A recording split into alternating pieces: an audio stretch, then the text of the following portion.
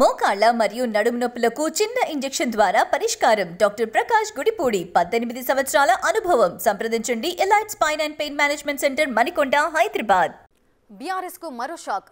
Peddapalli MP Venkatesh Congress పార్టీలో చేరారు. ఢిల్లీలో AICC general secretary KC Venugopal Venkatesh కు కాంగ్రెస్ కండువా కప్పి పార్టీలోకి ఆహ్వానించారు. సీఎం రేవంత్ రెడ్డితో కలిసి ఢిల్లీలో కేసీ వేణుగోపాల్ ఇంటికి వెళ్లిన వెంకటేష్ హస్తం గూటికి చేరారు.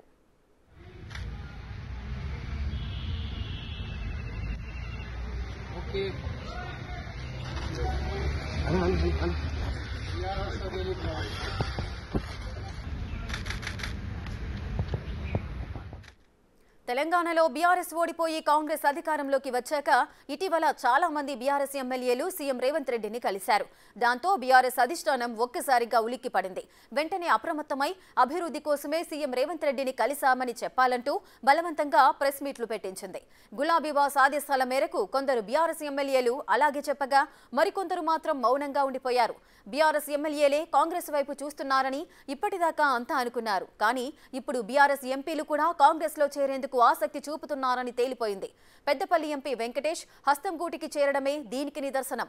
ఎన్నికల్లో ఓడిపోయాక కూడా కాంగ్రెస్ పై ఎదురుదాడి చేస్తూ మేకపోతు గాంభీర్యం ప్రదర్శిస్తున్న బీఆర్ఎస్ కు ఈ పరిణామాలు నిజంగా షాక్ కలిగించేవే. బీఆర్ఎస్ పార్టీ తోటి మాకు ఇంకా అవసరం లేదు. బీఆర్ఎస్ పార్టీ చేసిన దోపిడీ కానీ, దౌర్జన్యాలు కానీ, అక్రమాలు కానీ, కుటుంబ పాలన కానీ, మనుషులను వేధించడం కానీ, ఇవన్నీ 10 సంవత్సరాలు చూసిన తర్వాత ఈరోజు కాంగ్రెస్ పార్టీని ఎన్నుకున్నారు. స్వేచ్ఛావాయువులు పీల్చుకుంటున్న తెలంగాణ. ఈరోజు అందరూ జూన్ 2, 2014 స్వాతంత్రం వచ్చింది అని చెప్పి అనుకుంటాం కదా, తెలంగాణకి ప్రత్యేక రాష్ట్రం. కానీ ఆ రోజు భావన 3 నెలల మురిపమే అయిపోయింది. ఎప్పుడైతే కేసీఆర్ గారు సీఎం అయిపోయినో దౌర్జన్యాలు స్టార్ట్ అయిపోయినాయి. మళ్ళీ డిసెంబర్ 3వ తారీఖు కాంగ్రెస్ పార్టీ గెలిచిన తర్వాత, ప్రజాప్రభుత్వం ఏర్పడ్డ తర్వాత నిజమైన తెలంగాణ ఇట్లుంటుందా అని చెప్పి ప్రజలు ఆనందంగా దాన్ని ఆస్వాదిస్తూ ఉన్నారు. ప్రజాస్వామ్యబద్ధంగా ఒక డెమోక్రటిక్ స్పిరిట్ తోటి ఈరోజు మంత్రులు కానీ, ఎమ్మెల్యేలు కానీ, ముఖ్యమంత్రి గారు కానీ ప్రజలకు అందుబాటులో ఉండి సంక్షేమ ఫలాలు ఎట్లియాలి, ప్రజల సమస్యలను ఏ విధంగా మనం తీర్చాలి అని చెప్పి ప్రజలతో మమేకమై పనిచేస్తున్న తీరు తెలంగాణ ప్రజలందరూ కూడా హర్షిస్తూ ఉన్నారు. వాళ్ళు కోరుకుంటా ఉన్నారు. ఇప్పుడు బీఆర్ఎస్లో ఉన్న నాయకులు కానీ, మిగతా పార్టీలో ఉన్న నాయకులు కానీ, మీరందరూ కూడా ఎందుకుంటున్నారు ఇంకా ఈ దరిద్ర పార్టీలో, బీఆర్ఎస్ పార్టీలో మీరందరూ కాంగ్రెస్ పార్టీకి పోండి, తెలంగాణ ఇచ్చిన పార్టీ కదా, మీరందరూ అక్కడికి పోయి ప్రజాసేవ చేయండి అని చెప్పి ప్రజల నుంచి డిమాండ్ వస్తుంది, ప్రజల నుంచి రిక్వెస్ట్లు వస్తూ ఉన్నాయి.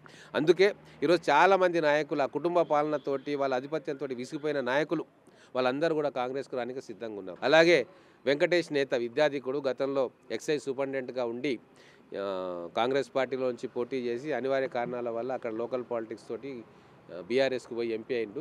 ఆయన కూడా ఈ 5 సంవత్సరాల వాళ్ళ పాలన ప్రత్యక్షంగా చూసిన తర్వాత విసుగు చెంది మళ్ళీ కాంగ్రెస్ గూటికి వస్తూ ఉన్నారు. తెలంగాణలో ఇప్పుడు ఎవ్వరు కూడా మాకు పొలిటికల్ కెరీర్ భవిష్యత్తు కావాలనుకున్న వాళ్ళు ఎవ్వరు కూడా టీఆర్ఎస్ పార్టీలో, బీఆర్ఎస్ పార్టీలో మిగిలరు. ప్రజలు కూడా అదే కోరుకుంటున్నారు. రాబోయే రోజుల్లో ఇంకా చాలామంది నాయకులని కాంగ్రెస్ పార్టీ తీసుకుంటుంది, వాళ్ళకు తగిన బాధ్యతలు అప్పచెప్తుంది. మా లక్ష్యం ఒకటే, 17 పార్లమెంట్లు మేము తెలంగాణ రాష్ట్రం నుంచి తీసుకొచ్చి రాహుల్ గాంధీ గారి నాయకత్వాన్ని బలపరిచి ఇక్కడ బీజేపీ ప్రభుత్వాన్ని గద్దెదించి కాంగ్రెస్ ప్రభుత్వం ఎక్కియాలన్న తపనతోటే కాంగ్రెస్లోని ప్రతి కార్యకర్త కూడా పనిచేస్తూ ఉంది. బీఆర్ఎస్ పార్టీతో